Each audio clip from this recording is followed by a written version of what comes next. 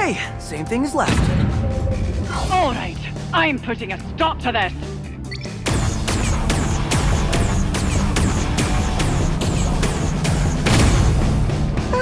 That's not bad. Let me know when you decide to give up. Hifirush is a game where you attack bad guys to the beat, try to bring down a super corporation hellbent on world domination, and in today's video I'll be going over why this is a serious Game of the Year contender, and if you haven't played it, why you should pick it up and maybe give it a try. Who knows, you may enjoy it and it may be one of your new favourite games.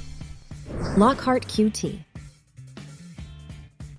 There's not many games that I'd give a perfect score for, and there's not many games that have changed my outlook on games in general.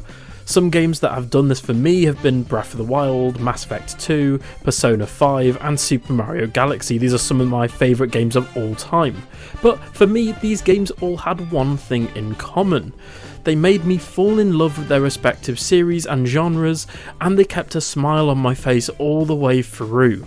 Sadly, in gaming the past couple of generations, and even further than that really, I've seen too many false promises, botched titles, buggy releases and rushed out the window games. So it's really refreshing to see a game like Hifirush release as a complete video game, which I can't believe that I'm saying in 2023. And I believe it's a near perfect video game that made me laugh, feel emotion, and kept a grin and a smile on my face from start to finish. This is why Hifirush is an amazing, brilliant game, and why you should check it out if you haven't already. Now, if you haven't seen my review for Hifirush, I'd advise checking that out, but here's the breakdown of the game.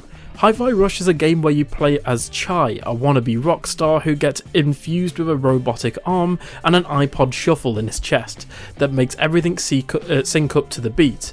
The game as a whole really is a hack and slash game mixed in with a rhythm game.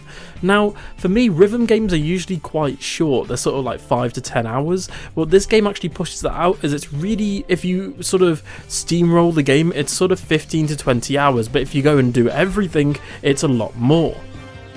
But I've really got to talk about this game's interesting marketing campaign, or lack thereof.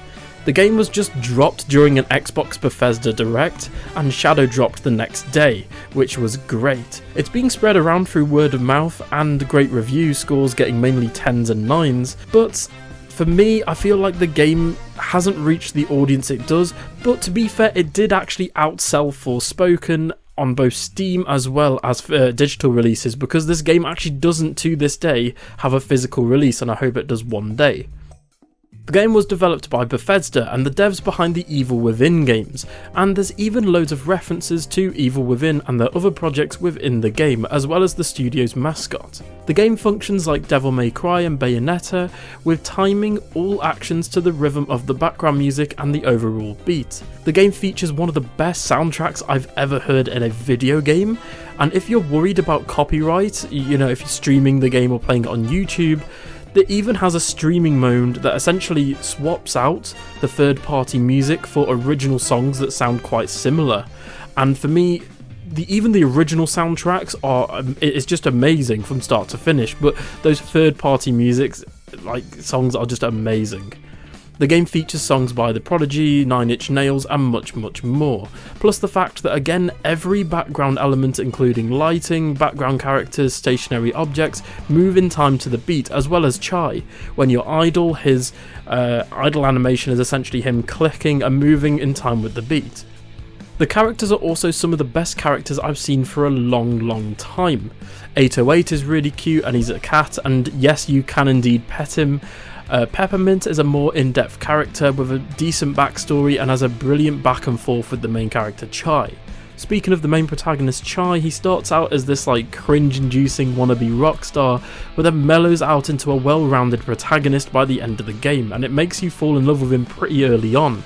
Plus, there are more brilliant characters in this game that I can't really talk about for spoiler reasons, but if you know who they are, they know who they are. There's a certain redhead that I think most of the community have fallen in love with, especially myself.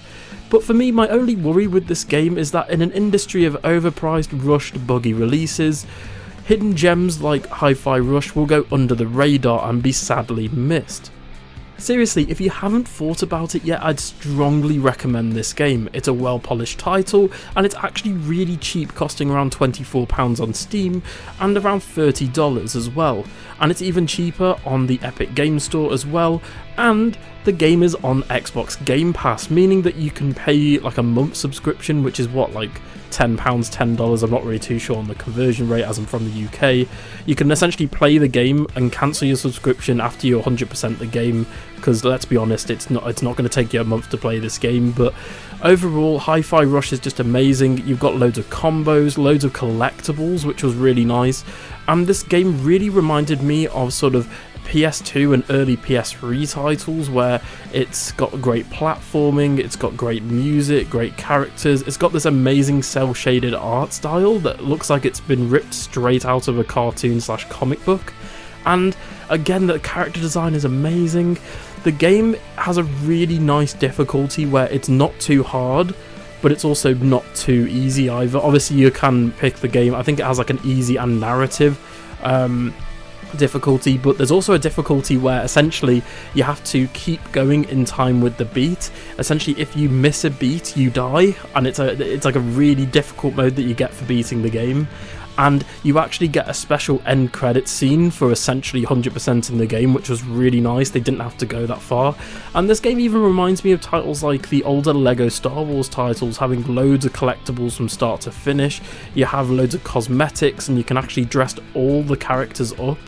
And speaking of which as well, the characters act as a sort of party system where you can actually swap out 3 of the characters. They have certain abilities to counter. For example, if you want to call Peppermint in, she can break a character's shield, and much more. Anyway guys, I cannot recommend this game enough. I thought I'd make this video to sort of put the word out that this is a serious Game of the Year contender. I'll be shocked if this isn't on most people's Game of the Year list. Unless, you know, we get more games coming this year, this is most likely going to be top 3 of my list coming at the end of the year. So everyone, go check out Hifirush. It's on Steam, Epic Game Store, Game Pass, etc. And tell me what you think about it in the comments. Have you already played the game? Did you love it? Are you checking it out for the first time? Tell me what you think about it in the comments. Thank you so much for watching, and I'll see you guys in the next one. Bye.